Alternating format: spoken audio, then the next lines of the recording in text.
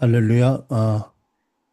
오늘 본문 말씀은 고린도후서 13장입니다. 1절로 10절 말씀.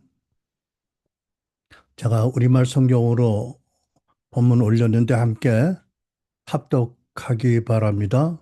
1절부터 우리가 합독합니다. 내가 이제 세 번째로 여러분을 방문하려고 합니다. 모든 사안은 두세 증인의 증언을 근거로 확정될 것입니다.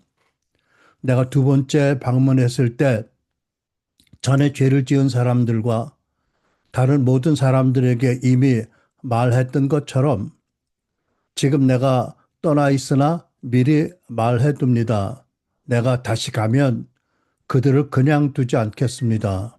왜냐하면 여러분이 그리스도께서 내 안에서 말씀하신다는 증거를 요구하기 때문입니다. 그분은 여러분을 대해 약하시지 않고 도리어 여러분 가운데 강하십니다. 그리스도는 약한 가운데 십자가에 못 박히셨으나 하나님의 능력으로 살아나셨기 때문입니다. 우리도 그 안에서 약하나 여러분의 일에 대해 하나님의 능력으로 그분과 함께 살 것입니다. 여러분이 믿음 가운데 있는지 여러분 자신을 살피고 계속해서 시험해 보십시오. 예수 그리스도께서 여러분 안에 계심을 스스로 알지 못합니까? 그렇지 않으면 여러분은 하나님께 인정받지 못한 사람들입니다. 나는 여러분이 우리가 하나님께 인정받지 못한 사람들이 아니라는 것을 알기 바랍니다. 우리는 여러분이 아무 악한 일도 행치 않기를 기도합니다. 이는 우리가 하나님께 인정받는 사람들임을 나타내려는 것이 아니라 비록 우리가 하나님께 인정받지 못한 사람들처럼 보일지라도 여러분으로 하여금 선을 행하게 하려는 것입니다. 우리는 진리를 대적해 아무것도 할 수 없고 오직 진리를 위해서만 무언가를 할 수 있습니다. 우리가 약할지라도 여러분이 강하다면 우리는 기쁩니다. 우리가 여러분을 위해 기도하는 것은 여러분이 온전하게 되는 것입니다. 그러므로 내가 떠나 있는 동안 이것들을 쓰는 것은 내가 갔을 때 주께서 내게 주신 권세를 따라 여러분을 엄하게 대하지 않기 위함입니다. 이 권세는 여러분을 세우기 위한 것이지 무너뜨리기 위한 것이 아닙니다. 아멘. 아멘. 고린도 교회는 사도 바울이 약 1년 반 동안 머물면서 애써 전도하고 개척하고 세운 교회입니다. 그런데 우리가 고린도 전후서를 보면 고린도 교회를 향한 사도 바울의 마음에는 깊은 애정이 있을 뿐 아니라 깊은 근심도 있었음을 알게 됩니다. 그것은 사도가 이 서신을 쓰던 그 당시에 그 교회 안에 여러 가지 심각한 문제들이 있었기 때문입니다. 교회 안에 다툼과 교만과 시기와 성적 부도덕의 문제들이 있었습니다. 그럴 뿐 아니라 사도 바울의 사도직과 사도가 전한 말씀 곧 복음의 권위와 진실성을 믿지 않고 의심하는 거짓 사도들, 스스로 지극히 크다는 사도들의 영향력이 점점 커지고 있기 때문입니다. 그들은 화려한 언변과 유명한 사람들에게서 받아온 추천서를 내세우면서 사도 바울이 약하고 무능력하다고 비판했습니다. 그런데 그렇게 비방하는 사람들의 마음 안에는 사실 사도 바울의 사역 방식에 대한 반감도 많았습니다. 그 당시에 고린도시뿐 아니라 로마의 큰 도시에는 후원자 제도가 있었는데 이것이 교회에 들어와서 분열을 일으키는 원인의 하나가 되었습니다. 후원자 제도란 부유하거나 권력 있는 사람, 예를 들면 로마 시민권자들이 사회적인 약자들을 후원해주고 보호해주는 것이고 그 대가로 피후원자들은 후원자들에게 충성하고 봉사하는 그런 관계적 인적 네트워크를 말합니다. 그런데 교회 안에 사회적인 지위가 있고 부유한 교인들이 자기들의 집을 가정교회 처소로 제공했고 또 도움과 후원이 필요한 신자들을 후원했습니다. 당연히 후원받은 신자들은 자기들의 후원자들을 적극 지지합니다. 그래서 교회가 세상적인 영향력을 가진 성도들이 리더들이 서로 경쟁하는 장으로 변질되는 위험이 커졌던 것입니다. 고린도서에 나는 바울에게, 나는 아볼로에게, 나는 게바에게라는 표현이 있는 것처럼 분열의 문제가 있었는데 이것도 후원자 제도로 인한 것이라고 생각할 수가 있습니다. 또 고린도 전서를 보면 부유한 사람들이 가난한 신자들을 무시하고 애찬식에서 자기들이 먼저 먹고 마시는 것을 비판하는데 이것도 후원자 문화, 사회적인 어떤 그 위계 질서의 문화 때문인 것으로 보여집니다. 제가 오래전에 그 한국 지방도시 어떤 교회에 그 당시 그랜저 승용자가 최고급이었을 때 그랜저를 모는 신자들이 주일 예배 후에 자기들끼리 따로 모였다는 이야기를 들었는데 놀랐어요. 근데 그런 좋지 않은 문화가 이제나 옛날 교회에도 있었던 것으로 보입니다. 그래서 사도 바울은 의도적으로 자비량 사역을 해서 누구에게도 경제적으로 의지하지 않았습니다. 타 선교지에서 후원을 받을 망정 고린도 교회 안에 있는 누구에게도 의지하지 않았던 것입니다. 고린도후서 11장 7절로 9절을 보면 사도 바울이 내가 비용이 부족했지만 너희 중에 아무에게도 누를 끼치지 아니했다라고 쓰셔서 사도 바울은 당신의 사역에 교회 사역에 경제적인 후원과 의존 관계로 어떠한 영향도 받지 않으려고 노력했습니다.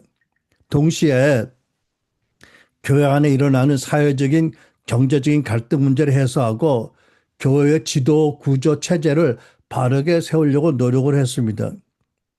그리고 모든 신자가 사회적인 지위의 여와 고하, 재물의 많고 적음, 영적 은사의 크고 차이에 관계없이 모두가 다 그리스도 안에서 동등한 지체라는 진리를 강조했습니다. 이렇게 사도 바울은 자비량 사역을 했을 뿐만 아니라 여러 면에서 다른 리더십을 보였는데 이것이 다른 그 소위 스스로 크다 하는 사도들에게는 배척을 당하고 미움을 사게 된 이유가 된 것입니다. 그러니까 이미 후원자 제도 안에 들어간 다른 지도자들에게는 별난 짓이고 도전적인 짓이고 뭐 저만 특별해 라고 반감을 일으키게 된 거지요. 그래서 그들이 근거 없는 비방을 퍼뜨리면서 바울 사도의 사도직에 대한 불신과 배척을 조장을 했습니다. 그런데 이 바울 사도 입장에서는 이게 단순히 개인적인 문제가 아니었습니다. 개인적인 문제라면 혹시 양보할 수 있겠지만 이것은 당신이 전한 복음에 대한 도전이고 결코 양보할 수 없는 진리 차원의 문제였습니다. 그래서 무거운 마음으로 비장한 당부가 가득한 이 서신을 써 보낸 것입니다. 혹시 다음에 교회 갔을 때 또 다툼과 시기와 분냄과 당지는 것과 비방과 수군거림과 거만함과 혼란과 더러움과 음란함과 호색함을 회개하지 아니한 자들을 보게 될까 심히 염려했습니다. 그래서 오늘 본문이 포함된 13장을 보면 임박한 당신의 방문을 앞둔 최후의 경고, 통보와 아울러 그들의 회개와 온전함을 향한 사도의 간절하고 비장한 메시지를 담고 있습니다. 저는 오늘 본문에서 네 가지 중요한 진리를 함께 살펴보고자 합니다. 첫째, 회개하지 않은 죄에 대한 단호한 경고입니다. 두 번째, 믿음 안에서 스스로를 시험하는 것의 필요성, 의도, 목적입니다. 셋째, 교회, 공동체와 신작 온전함은 하나인데 이에 대한 사도의 간절한 기도와 소망입니다. 마지막으로 하나님께서 사도적 권세를 주신 목적이 무엇인지를 살펴볼 것입니다. 먼저 우리가 죄에 대한 단호한 경고를 생각해 봅니다. 1절에 보면 이제 내가 가면 세 번째 너에게 가리니 두세 증인의 입으로 말마다 확정하리라고 합니다. 두세 증인의 입으로 말마다 확정하리라고 해서 신명기 19장 15절을 인용했습니다. 그러니까 구약의 송사를 처리할 때 공정한 절차, 증인들을 소집했던 것을 그와 같이 하겠다는 의지를 보여준 것이죠. 근데 여기 이제 두세 증인이 구체적으로 무엇을 의미한지에 대해서는 여러 가지 다른 해석이 있어요. 이전에 본 편지들인지 혹은 디모데나 뭐 디도 같은 사역자들을 증인으로 세우겠다는지 뭐 몇 가지 해석이 있습니다. 아무튼 그것이 어떤 것이든지 우리가 생각할 것은 뭐냐면 두 번째 갔을 때 당장 징계하지 않고 기다리면서 두 번, 세 번 경고를 보낸 것은 사도 바울의 인내심, 여전히 죄 짓지만 그들을 사랑하는 사랑 때문이었던 것을 알게 됩니다. 그러나 반면에 인내 시간이 끝났을 때 단호한 대처가 불가피한 것을 또한 알게 하고 있습니다. 왜냐하면 죄를 외면하고 방치하는 것은 결국 그 영혼을 고통스럽게 하고 파멸에 떨어지게 할 수 있기 때문이지요. 그러니까 우리 역시 쉽지 않지만 치열한 싸움이지만 우리 개인 안에 있는 죄, 공동체 안에 있는 죄를 가볍게 여기서는 안 됩니다. 우리들은 습관적으로 반복해서 짓는 죄가 있습니다. 또 죄를 즐기는 마음도 있습니다. 그런 말미암아 공동체 거룩을 훼손케 하는 죄가 있습니다. 그런데 이것을 우리가 스스로 싸울 것이며 서로 사랑 안에서 진리의 말씀으로 권면할 것이고 돌이키도록 도와주고 중보할 책임이 우리 모두에게 있는 것을 알아야 합니다. 두 번째 단호한 경고입니다. 내가 다시 가면 용서하지 아니하리라. 내가 이미 말하였거니와 지금 떠나 있으나 두 번째 대면했을 때와 같이 전에 죄 지은 자들과 그 남은 모든 사람들에게 미리 말하노니 내가 다시 가면 용서하지 아니하리라. 역시 몇 번이나 이미 경고했음을 상기시키죠. 두 번째 방문할 때도 얼굴과 얼굴을 대면해서 책망도 했고 또 이미 보낸 편지들이 있습니다. 고린도전서도 있고 혹은 소실되나 다른 편지도 있다고 생각되는데 그렇게 전달되었던 것입니다. 그런데 여치 세 번째 방문을 앞두고 동일한 경고를 다시 써보내고 있습니다. 이 경고의 대상이 누굴까요? 그 죄를 지은 자들이라고 말씀하고 있고요. 그 다음에 그 남은 모든 사람들이라고 말합니다. 그러니까 남은 모든 사람들이 누굴까요? 죄를 짓는 사람들을 방관하거나 또는 그들을 따르는 사람들입니다. 그 경고의 핵심은 내가 가면 용서하지 않겠다는 것입니다. 여기서 용서하지 않겠다라는 것은 개인적인 감정이 아니지요. 사도인 당신에게 주신 주님의 권세를 사용해서 죄인들이 회개하고 돌이키도록 또 교회 질서를 세우고 거룩을 회복하도록 디시플린, 권징하거나 징계를 하겠다는 뜻이고요. 경우에 따라서는 출교를 명할 의지도 나타나고 있습니다.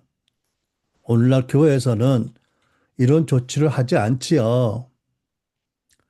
또 이런 조치를 할 영적 지도자들이 있는지도 모르겠고 사실상 할 수 있는 방법이 없습니다. 웬만하면 교회를 옮기고 말기 때문입니다. 근데 고대 때나 우리 한국 교회가 이렇게 대형화가 되기 전에 그 어떤 지역 중심의 교회일 때는 그래도 이러한 정신이 있었습니다.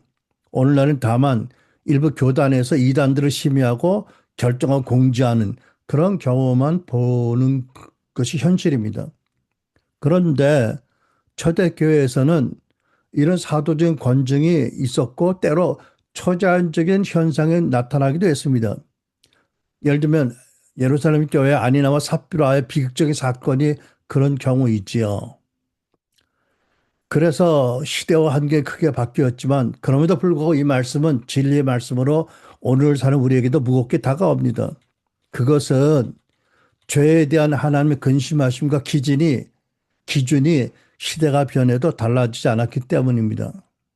그러니까 여러분, 우리 안에 반복적으로 넘어지게 하는 죄가 있다면 포기하지 말고 계속 변명하거나 합리화하지 말고 어쩌든지 하나님의 은혜로 끊어버리려는 결단을 하고 계속 넘어지다도 일어나서 하나님의 도우심과 자비하심과 은혜를 간절히 계속 구해야 합니다. 또 야고보 16장 말씀을 따라서 자기의 죄를 다른 지체에게 고하고 서로에게 고백하고 거듭 죄를 지는 죄의 병이 낫도록 함께 기도해야 합니다.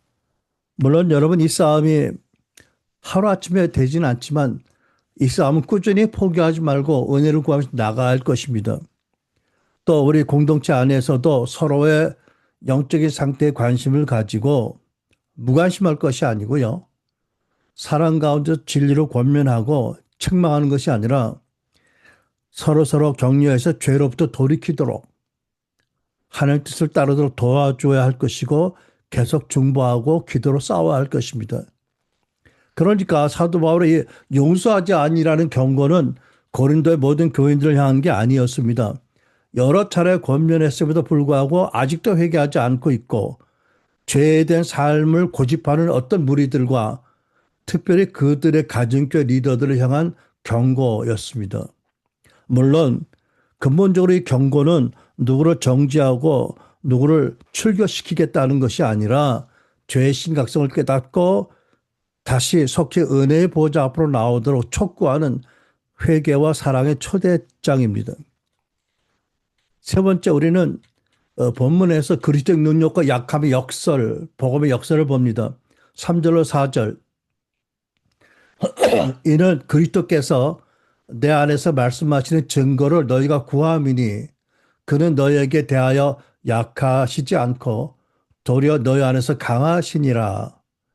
그리스도께서 약하심으로 십자가에 못 박히셨으나 하나님의 능력으로 살아계시니 우리도 그 주 안에서 약하나 너에게 대하여 하나님의 능력으로 주와 함께 살리라고 하셨습니다. 사도 바울께서 심히 근심하시고 또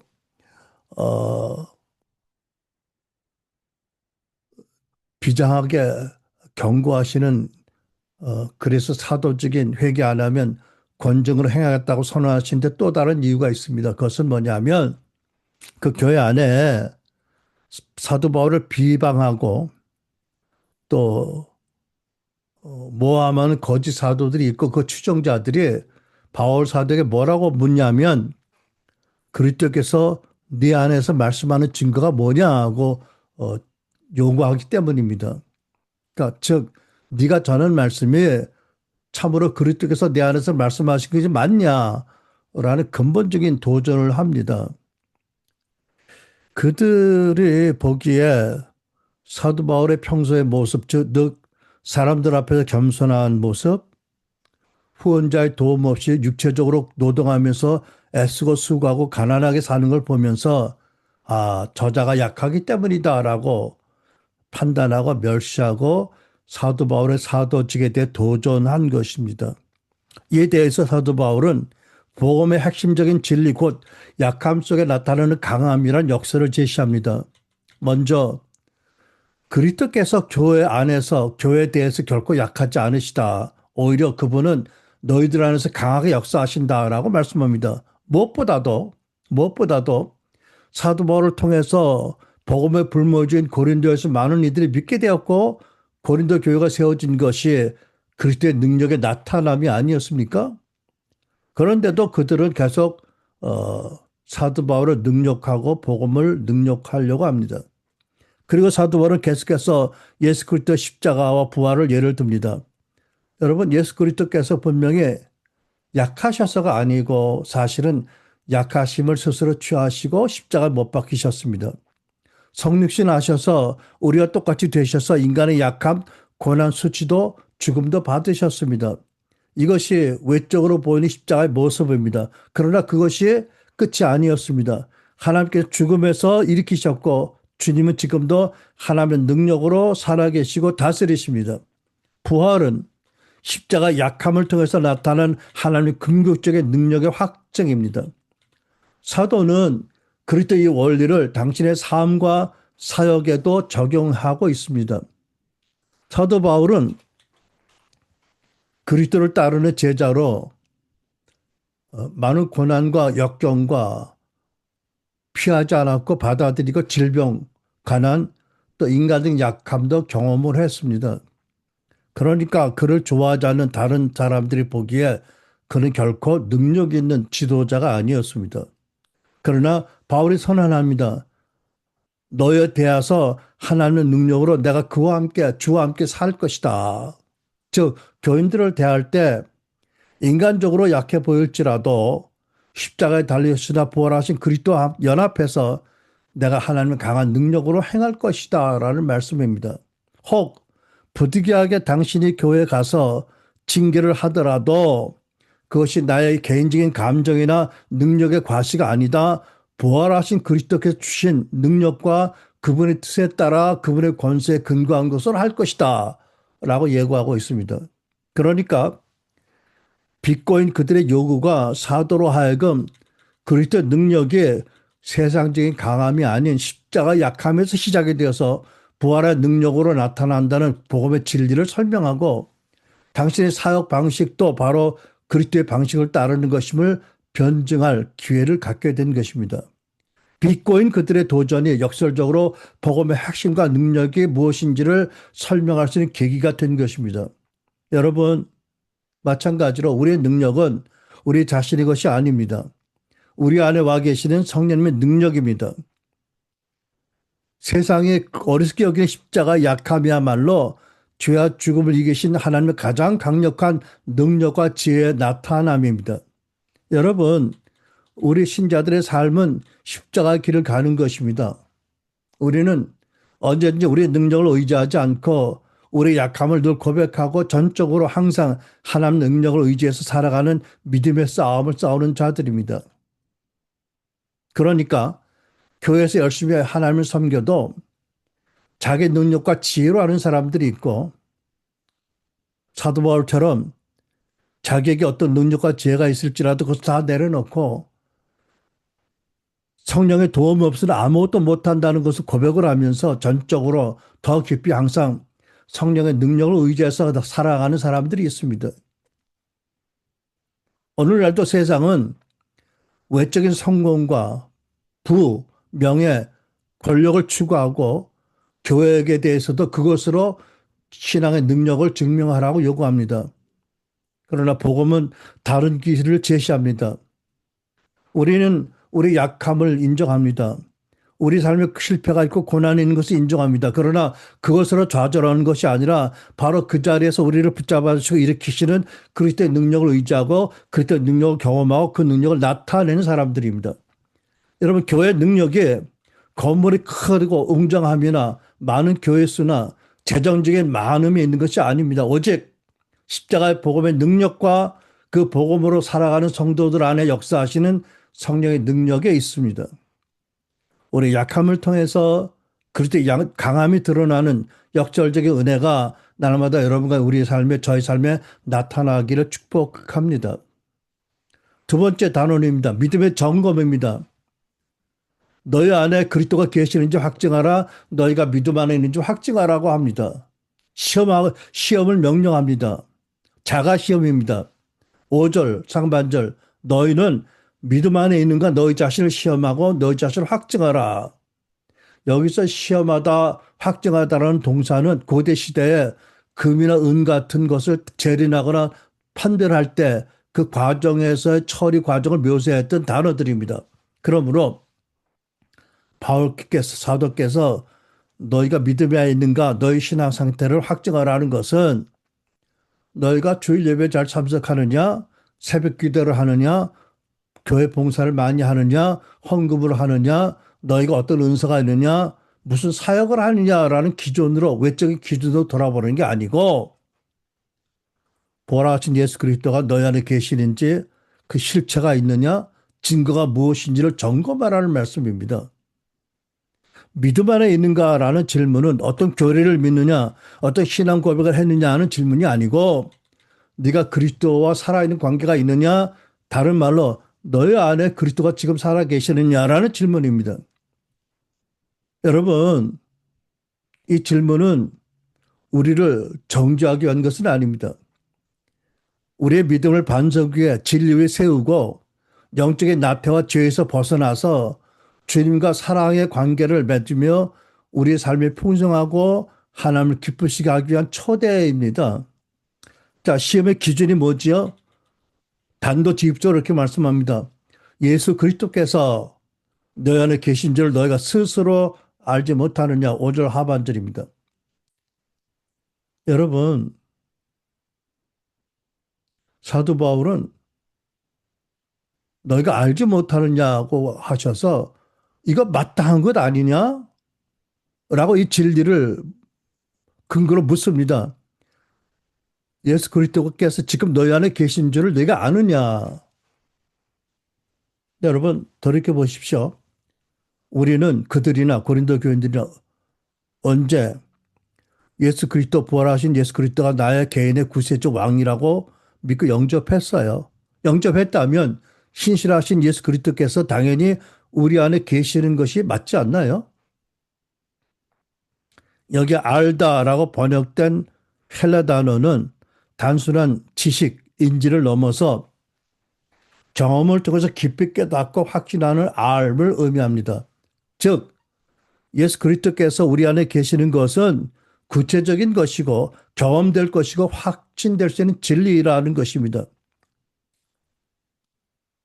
그리고 다시 말해서 우리 안에 거하시는 그리스도를 우리가 믿고 왕과 구세주로 믿고 사랑할 뿐 아니라 그분을 두려워해야 한다는 뜻도 포함된 질문입니다. 근데 여러분, 이 말씀은 저에게도 충격으로 왔고 여러분의 충격으로 다가가기를 바랍니다. 제가 생각해 보았는데 사도 바울은 내게 사는 것이 그리스도니라고 고백했고 사도 바울은 이 그리스도를 전파하고 그리스도가 내 안에 계신다고 말씀했는데 과연 그리스도가 믿는 신자 안에 살아계신다는 말이 무엇일까?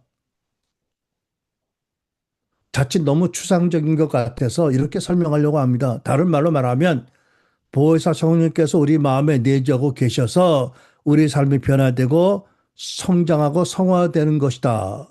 이것을 확인해 보라는 말씀과 같다고 생각합니다. 여러분 로마서 8장 9절을 보면 누구든지 그리스도형 성령이 없으면 그리스도의 사람이 아니라고 하시잖아요. 그러니까 그리스도의 내주는 성령님의 내주와 같은 것이다라고 로마서 8장 9절에 말씀한다고 믿습니다. 여러분, 여러분은 성령님이 여러분 안에 살아 계신 것을 믿으세요? 경험하고 계세요? 그러시죠? 성령님은 믿는 신자 안에 거하시고 영원히 떠나지 아니하시고 늘 주님의 말씀을 기억나게 하시고 살아는 그 말씀이 우리 삶에서 능력으로 나타나도록 이끄시는 일을 하십니다.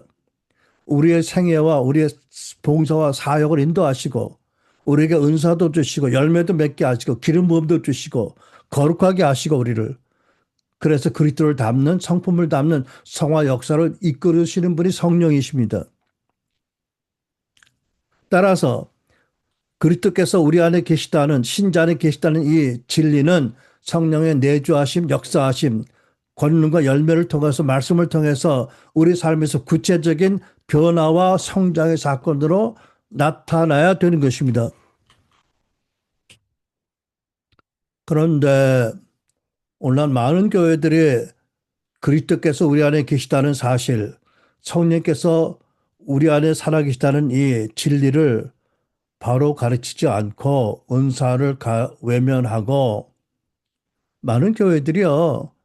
이 본문의 말씀을 신비주의적인 체험이라고 해서 성도들로 하여금 체험해야 될 진리를 오히려 가로막지 않나 하는 생각을 받게 합니다. 매우 심각한 문제입니다. 여러분, 제가 이 말씀을 상고하면서 우리 자녀들, 여러분들을 생각합니다. 저도 생각합니다. 나의 자녀들 안에, 여러분들 안에 예수 그리스도께서 성령께서 살아계신가? 살아계셔야 되잖아요.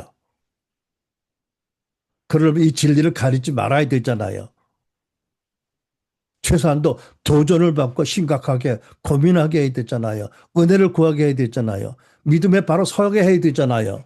그렇지 않으면 신자 개인의 영적인 성장을 저해하고 교회 공동체의 건강한 발전을 저해하고 결국은 교회와 복음의 영광과 능력을 가리게 됩니다.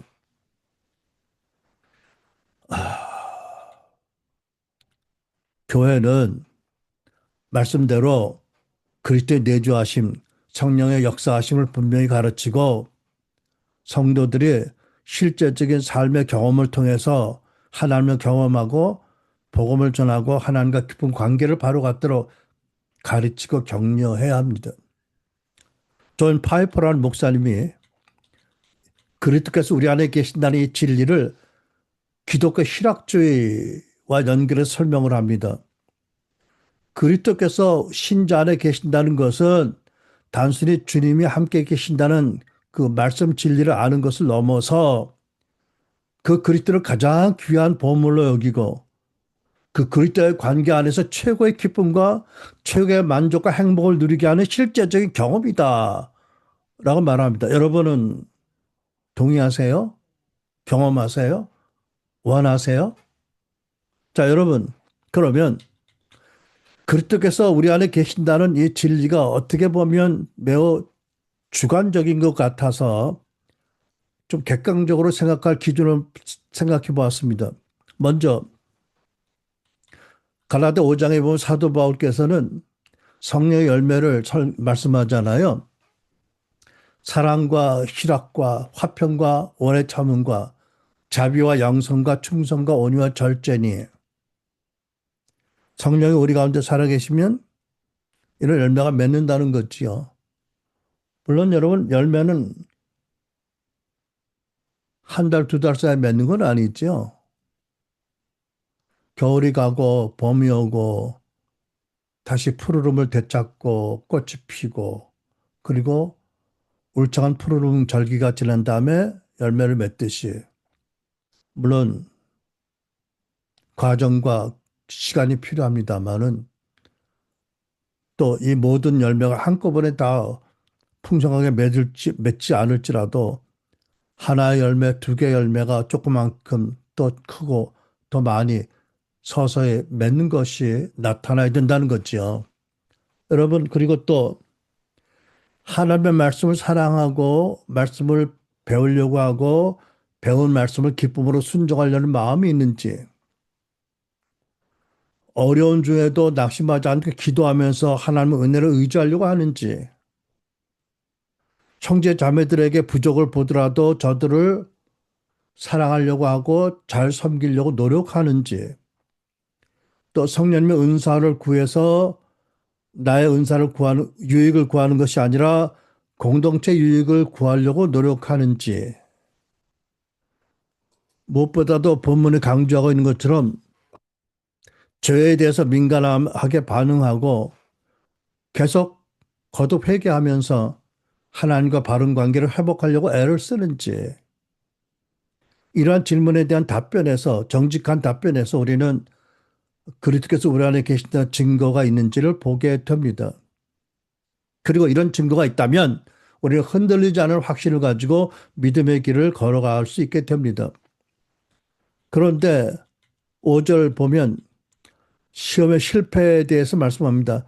그렇지 않으면 어떻게 하냐면 그리스도께서 너희 가운데 계신 것을 너희가 확신하지 못하면 너희는 버림받은 자다 라고 말씀합니다.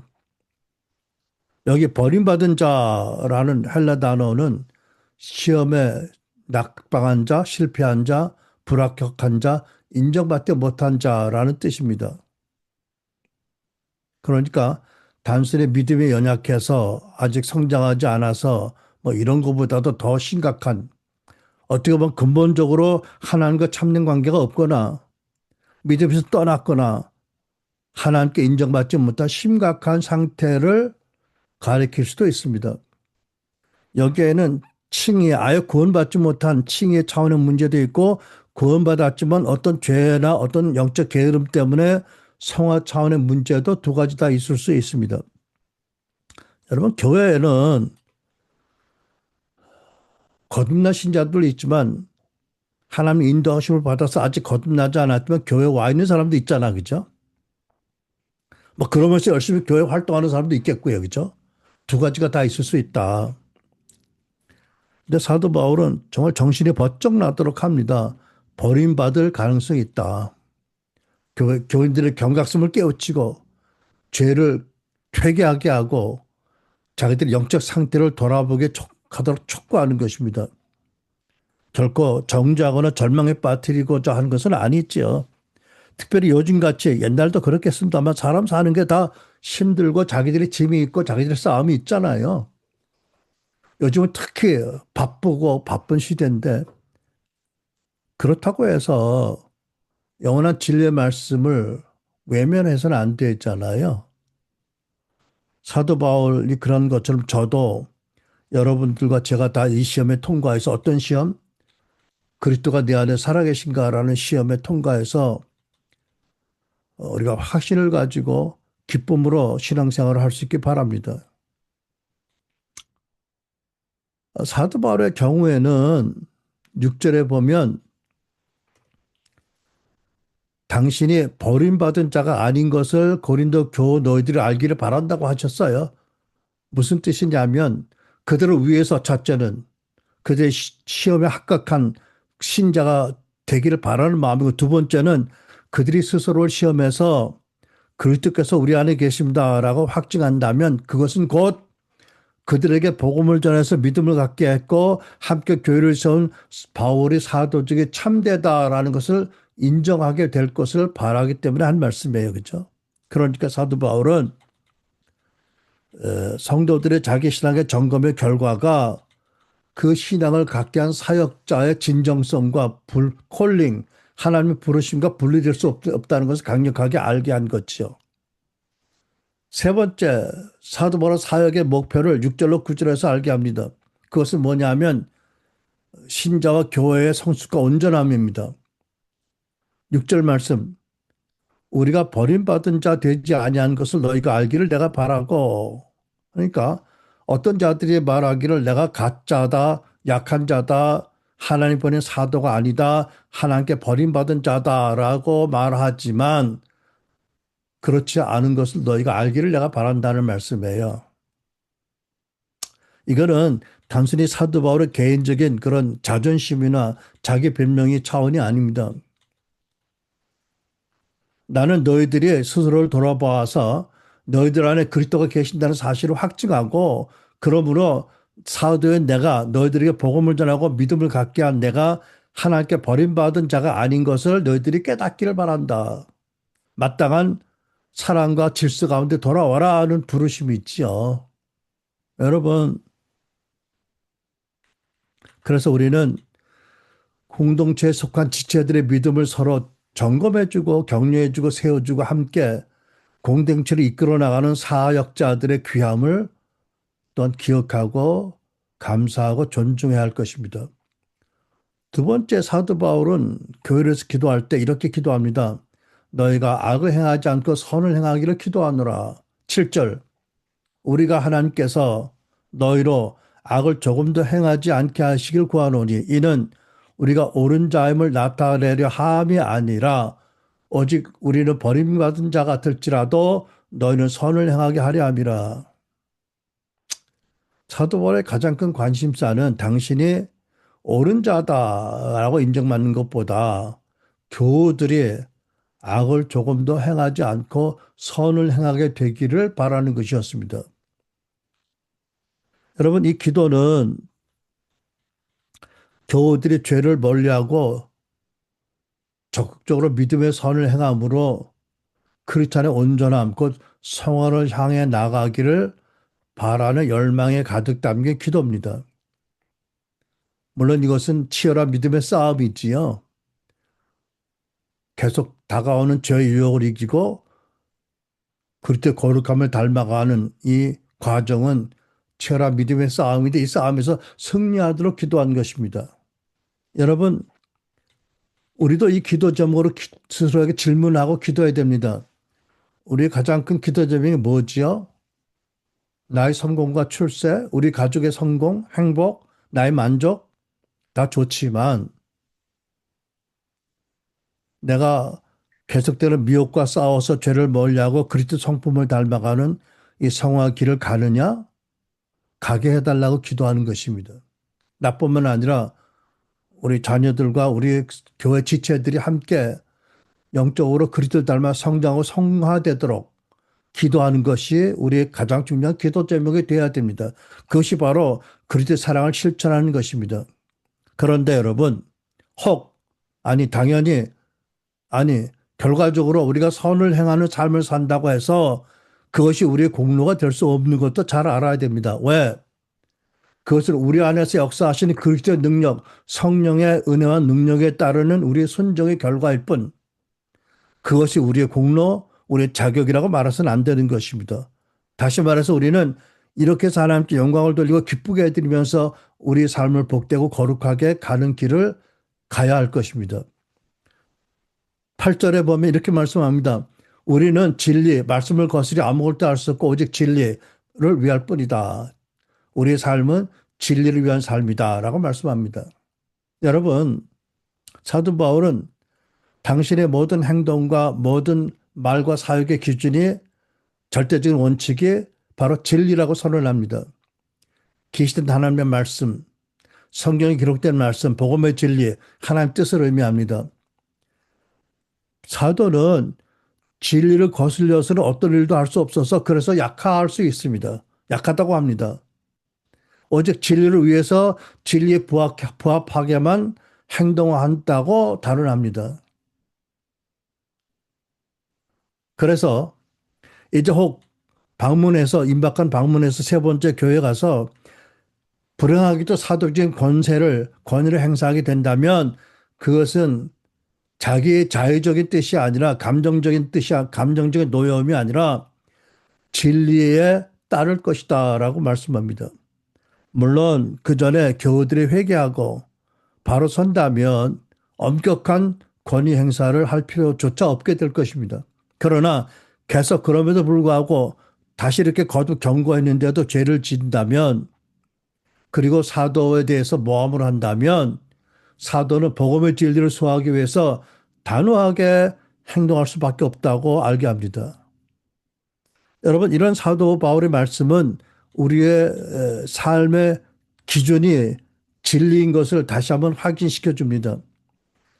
우리는 부족해도 매 순간 성령의 은혜로 우리의 말과 행동과 우리의 생각과 동기가 말씀 진리에 부합하는지 우리가 다름질을 내리고 스스로 물어봐야 합니다.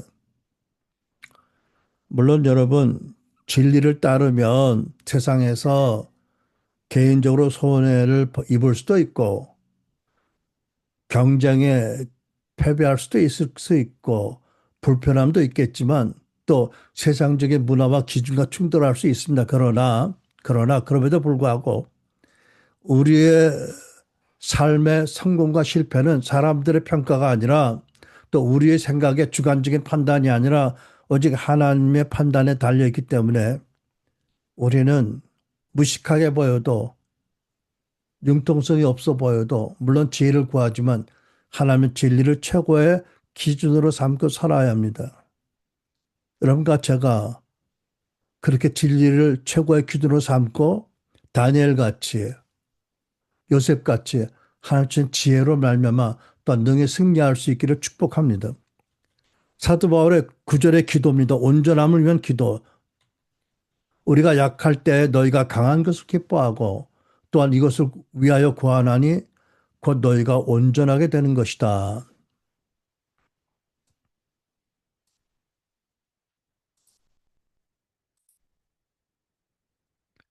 사도 바울은 당신의 약함과 교회들의 강함 사이의 역설적인 관계를 말씀합니다. 내가 너희들이 보기에 세상적으로 보기 약하게 보이고 실제로 고난 가운데 질병으로 앓거나 약해질 때에도 그럼에도 너희들은 영적으로 강건해지고 믿음에 굳게 설 것을 기도하고 그것을 기뻐한다는 말씀입니다. 그래서 당신의 기쁨이 당신의 사역의 성공, 명예, 뭐 외적인 것이 아니라 어제 교우들의 성숙에 있다는 것입니다. 그것을 거듭 기도한다고 말씀합니다. 곧 너희가 온전하게 되는 것이다. 여기에 온전하게 되무라고 번역된 헬라 단어는 수리하다, 바로잡다, 회복시키다, 치료하다, 완비하다, 준비시키다, 성숙해 하다는 여러 의미를 가진 단어입니다. 예를 들면 어부가 찢어진 그물을 수리하는 것 또는 탈골될 뼈를 바로 맞추는 의학적인 용어 또는 군인들을 무장시키는 군사적인 용어 등으로 사용된 단어입니다. 따라서 교인들이 온전하게 된다는 것은 죄로 인해서 깨어지고 어그러진 부분들, 마음의 조각들이 온전히 회복되고 연결되고 수리되고 깨끗한 그릇이 되고 하나님이 기뻐 쓰실 만한 상태로 준비되고 갖추어지는 것을 말합니다. 그런데 여러분, 이 성도의 온전함이 하나님 안에서 우리가 누리는 깊은 영적인 만족과 기쁨과 분리될 수가 없는 것을 아셔야 됩니다. 우리가 영적으로 성숙할수록 죄가 지는 거짓 쾌락에서 벗어나서 참된 영적인 즐거움, 참된 영적인 행복을 누리게 됩니다.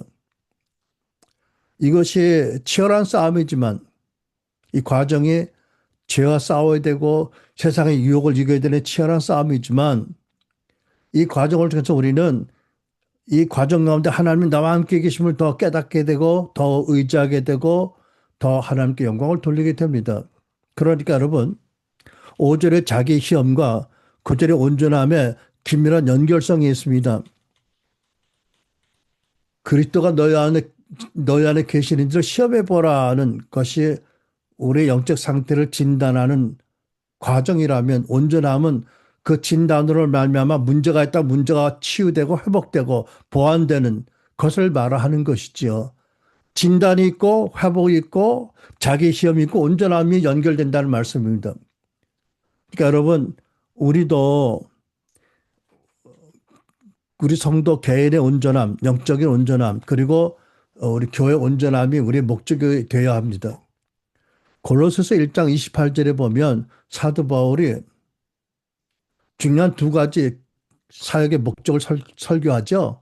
설명하죠. 첫째, 우리는 그리스도를 전파해서 선교입니다. 전도입니다. 두 번째, 목회적인 목적, 모든 사람, 교인들을 권하고 지혜를 다해 모든 사람을 가르칩니다. 이는 그리스도 안에서 모든 신자들을 온전한 사람들로 세우기 위함입니다. 여러분, 순환교회의 존재 목적이 뭐라고요? 첫째, 여러분들을 통해서 그리스도가 전파되는 것. 두 번째, 그렇게 되도록 여러분의 온전한 사람들로 세워지는 것입니다. 두 가지가 하나입니다. 여러분 한 분 한 분이 온전한 사람들로 세워지는 것이 교회 목적입니다. 그럴 때 온전한 여러분을 통해서 그리스도의 향기와 복음이 바르게 전파됩니다. 선교가 온전히 되어집니다. 근데 여러분 물론 이 목표가 우리의 어떤 행위나 노력만으로는 달성될 수가 없습니다.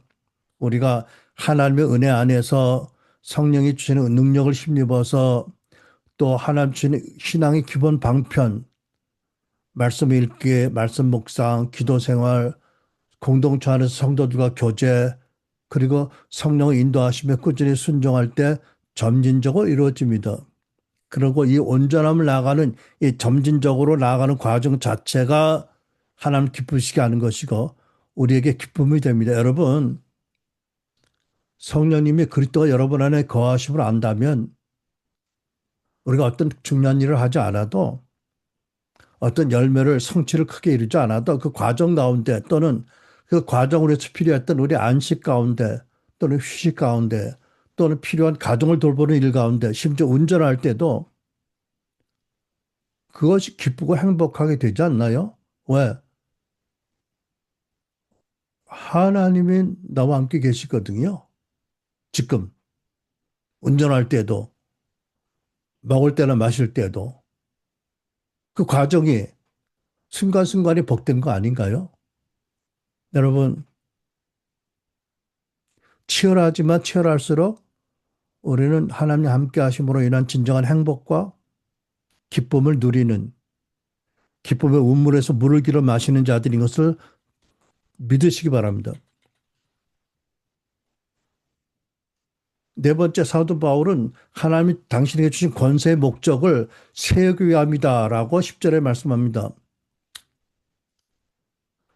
그러므로 내가 떠나 있을 때 이렇게 쓰는 것은, 그러니까 비정한 내용을 쓰는 것은 대면할 때 주께서 너희를 넘어뜨리려 하지 않고 세우려 하여 나에게 주신 그 권한을 따라 엄하지 않게 하려 함이라.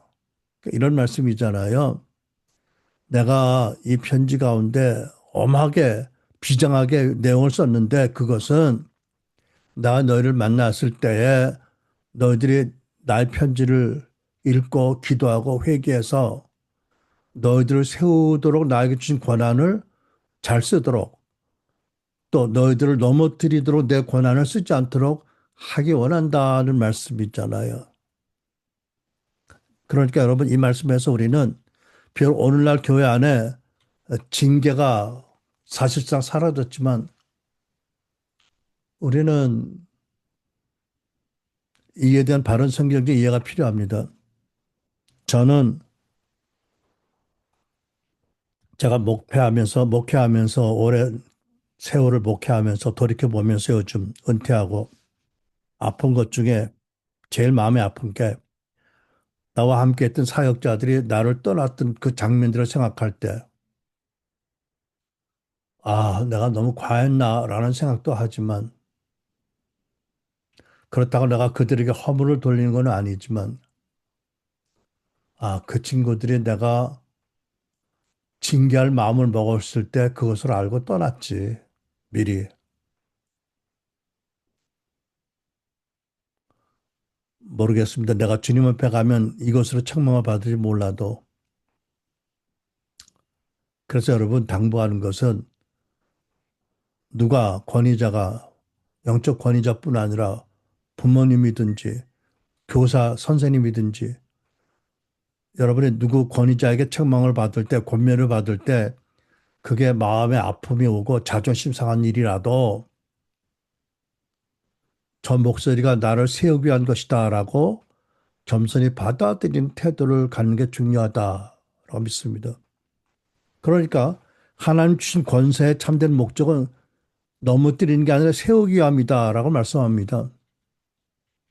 여기 세우다라고 번역된 헬라 단어의 원래 뜻은 뭐냐면 건축하다, 건설하다, 덕을 세우다, 교화하다라는 건축 용어에서 유래된 단어입니다. 반면에 넘어뜨리다는 단어 역시 마찬가지로 건축 용어에서 유래한 단어로 파괴와 철거를 의미하죠.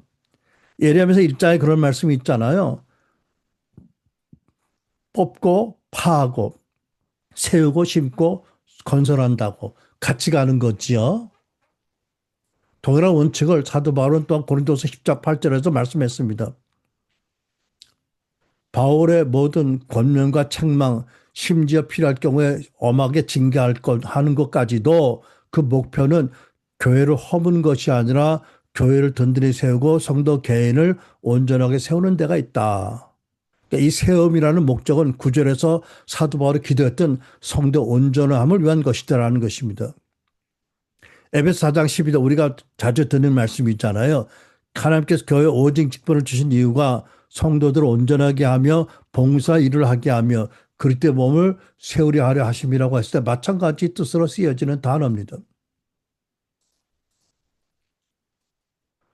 이렇게 사도 바울은 사도로서 받은 권세의 목적이 세움이라고 명확히 밝히는 것은 그 권위의 행함의 정당성을 주장하는 것뿐만 아니라 우리에게 그 권위가 어떻게 사용돼야 하는가에 대한 원칙을 알게 하는 뜻이 있습니다. 여러분, 저도 이 말씀 주면서 돌아봅니다마는 하나님께 주신 모든 권위자들, 목회자, 교사, 또 부모님들, 교회 여러 직분자들, 장로님들, 또 가정교회 리더들이 가진 권위는 결코 남을 통제하기 위한 것이 아닙니다. 교회 공동체와 각 개인의 성장과 성숙을 위해서 사용되도록 주신 것입니다. 그러니까 이 권세와 권위 행사가 이 세움이라는 목적에서 벗어나서 다른 이들을 억압하기 위한 수단으로 쓰인다면 그것은 명백한 직무유기, 요즘 직무유기라는 단어를 치면서 말 직무유기고 권위 남용입니다. 그 죄입니다.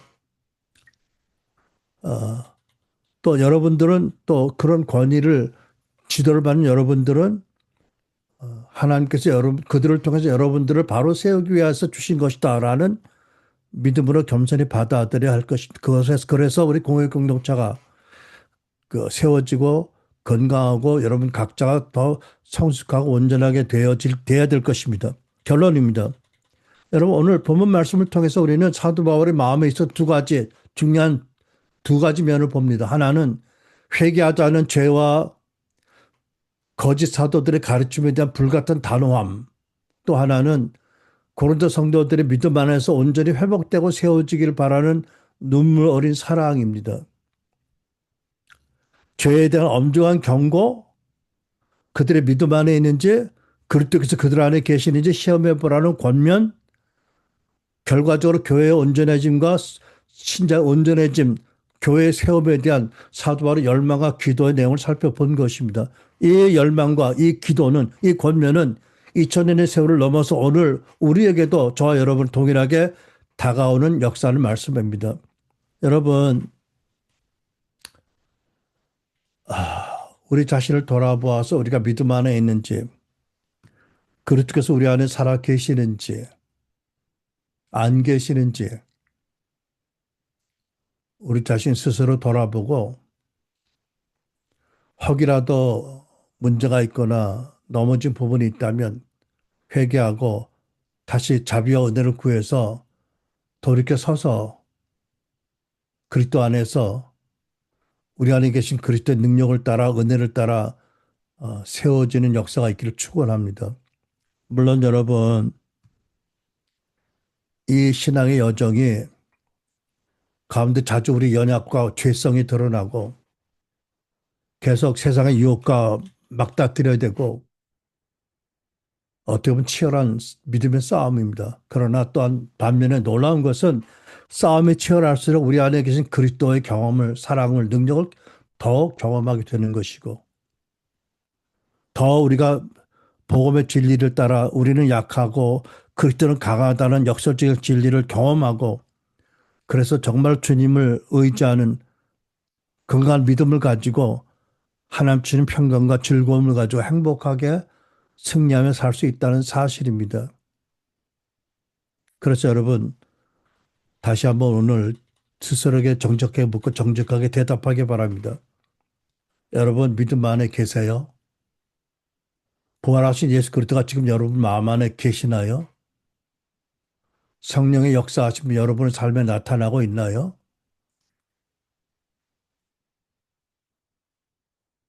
이 땅에서 치열한 싸움도 괴롭지만 그만큼 더 큰 위로와 능력을 경험하고 사랑을 경험하는 것이 너무나 아름답고 귀한 것이고 이 싸움을 마치고 영원한 나라에서 하나님의 아들과 딸라서 영원하고 완전한 영광과 행복을 누리는 것, 우리의 부르심을 향해서 함께 손잡고 함께 격려하고 비틀어진 발이라도 내딛고 나갈 때 온전하게 고쳐지는 저와 여러분 되기를 순환교회 되기를 주의 이름으로 간절히 축복하고 축원합니다. 기도하겠습니다.